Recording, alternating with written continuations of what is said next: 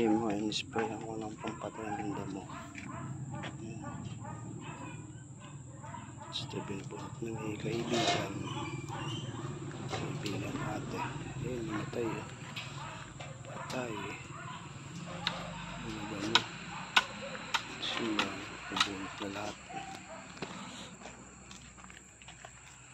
Effective din yung pampatay ng damo. In-sprayan ko. Kaso nagali yung pandan ko. Naninilaw yung dahon. Hindi pala pwede sa pandan siya.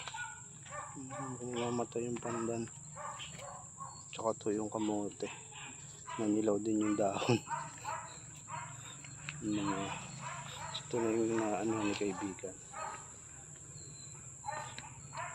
Nagamasan niya kahapon. Yung pinya hindi siya naapektuhan ng pang-spray sa sa pampatay ng damo. Buhay pa rin yung pinya. Sa malera. Sobrang nalinis ng kaibigan dito. Ayun. Nalinis niya dyan hanggang sa gate. Dito madamo pa. Ang dami pang damo.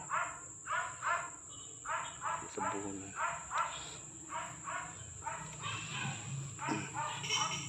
Yung pandan ko. Dami. Yung kulungan ng manok puro damo na. Papalinis natin yun mamaya.